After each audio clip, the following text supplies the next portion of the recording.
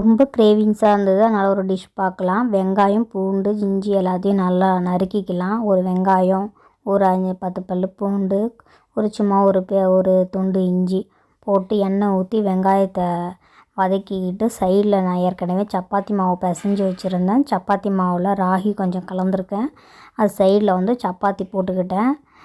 வெங்காயத்துக்கு கூட பூண்டு, கருவேப்பிலை, தக்காளி எல்லாத்தையும் போட்டு உப்பு போட்டு வதக்கிட்டு சோம்பு, சீரகம், மிளகு எல்லாத்தையும் அரைச்சி வச்சுருந்தேன். சும்மா கொஞ்சம் கொஞ்சம் ஒரு கைப்பிடி அளவு எடுத்துக்கிட்டு ஒரு தேவையான அளவு எடுத்துக்கிட்டு அரைச்சி அதை போட்டு நல்லா வதக்கிடுங்க. அந்த ராஸ்மல் வர வரைக்கும் நல்லா வதக்கிட்டு அதில் மஞ்சத்தூள் போட்டு தண்ணியை ஊற்றி கொதிக்க வைக்க வேண்டியதான். மஞ்சத்தூள் போட்டு ஒரு கிண்டிட்டு தண்ணியை ஊற்றி கொதிக்க வச்சு அது பாட்டுக்கு சைடில் இது பண்ணிகிட்ருக்கோம். பக்கத்தில் நம்ம சப்பாத்தியை போட்டு வச்சுருந்தோம் இல்லையா, அந்த சப்பாத்தியை நல்லா ரோல் பண்ணிக்கிட்டு நான் கத்திரிக்கோலால் நறுக்கிட்டேன். நூடுல்ஸ் மாதிரி நீங்கள் கத்தியால் கூட நறுக்கிக்கலாம். நல்லா உதிரி உதிரியாக இருந்துச்சு. அப்புறமேட்டுக்கு நான் நெய் ஊற்றிக்கிட்டேன். நீங்கள் எண்ணெய் வேணாலும் ஊற்றிக்கலாம். அப்புறம் ஒரு வெங்காயத்தை எடுத்து அதில் தோசைக்கல்லில் போட்டு நல்லா வதக்கிடணும். வெங்காயம், கருவேப்பிலை போட்டு நல்லா வதக்கிக்கலாம். அந்த எண்ணெயிலே நல்லா வதங்கணும். வெங்காயம் நல்லா வதங்கணும். என்னோடய சேனல் சப்ஸ்கிரைப் பண்ணுங்கள். உப்பு போட்டு தக்காளி எல்லாத்தையும் போட்டு வதக்கிட்டு நம்ம ஏற்கனவே அந்த ஒரு கிரேவி பண்ணி வச்சுருந்தோம் பாருங்கள், அந்த கிரேவி எடுத்து அதில் போட்டு வதக்க வேண்டியதுதான். அந்த மசால் கிரேவி இந்த வெங்காயத்து கூடயும் இந்த தக்காளி கூடயும் நல்லா வதக்கணும். அது நல்லா கலக்கிற வரையும் நல்லா வதக்கிட்டு பாருங்கள் எப்படி கலக்கிட்டும். இந்த தக்காளிலாம் நல்லா வதங்கணும், வெங்காயம் நல்லா வதங்கணும். நான் இந்த கல் யூஸ் பண்ணியிருக்கேன்.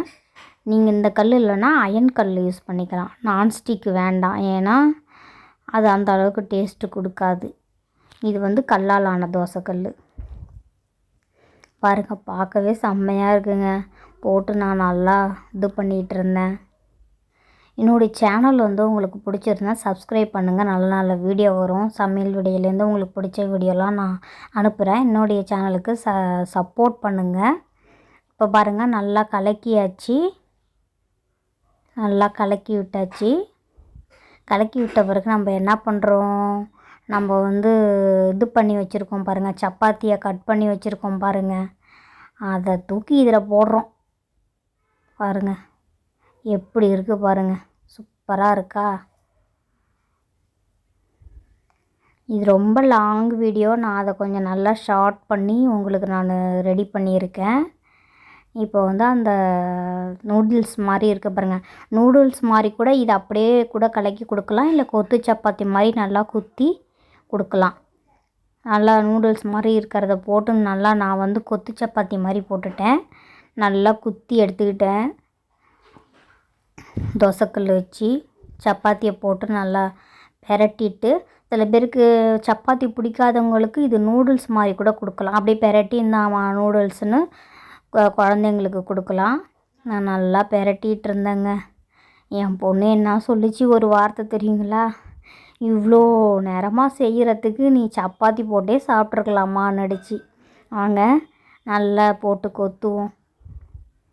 அப்படி நல்லா கொத்தி எடுத்துட்டோம். இந்த கல்லுனால் உங்களுக்கு நல்லாவே இருக்கும், ஸ்ட்ராங்காகவும் நிற்கும், டேஸ்ட்டும் கொடுக்கும். தோசையுமே நான் இந்த தோசைக்கல்லில் தான் சுடுவேன். இதுதான் அந்த காலத்தில் யூஸ் பண்ண தோசைக்கல். இது நான் ரொம்ப தேடி தேடி கண்டுபிடிச்சி வாங்கினது. பாருங்கள் செம்மையாக இருக்குது பாருங்கள் பார்க்கவே.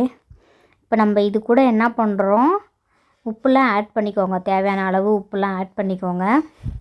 இது கூட நான் என்ன பண்ணுறேன், இது கலக்கிறேன். சீஸ் வீட்டில் இருந்துச்சு, அதை நான் கிரேட் பண்ணிக்கிறேன்.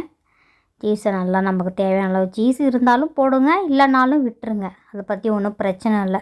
நான் சீஸ் போட்டுக்கிட்டேன், கொஞ்சம் கிரேவிங்ஸாக இருந்துச்சுன்னு சொல்லிவிட்டு சீஸ் போட்டு நல்லா அதையும் போட்டு நல்லா கலந்து எடுத்துக்கிட்டேன். எப்படி இருக்குது பாருங்கப்பா. எனக்கு பண்ணுறதுக்கே ரொம்ப இன்ட்ரெஸ்ட்டாக இருந்தது. ஆனால் கொஞ்சம் டைம் எடுத்தது, இருந்தாலும் எனக்கு ரொம்ப இன்ட்ரெஸ்ட்டாக இருந்தது. அது நல்லாவும் இருந்தது. என் பொண்ணு கிண்டல் பண்ணிக்கிட்டே இருந்தா, என்னம்மா இவ்வளோ நேரமா இவ்வளோ நேரமா. எதையுமே நமக்கு நல்லா சாப்பிட்ணுன்னா கொஞ்சம் டைம் தான் எடுக்கும். அப்புறமேட்டுக்கு கொத்தமல்லியை நான் நல்லா, எனக்கு கொத்தமல்லி தழைனா ரொம்ப பிடிக்கும். நல்லா நிறைய போட்டு அதை ஒரு பெரட்டி 2-3 பெரட்டிட்டேன் பாருங்கள். நல்ல ஃப்ளேவர் கொடுத்துச்சு.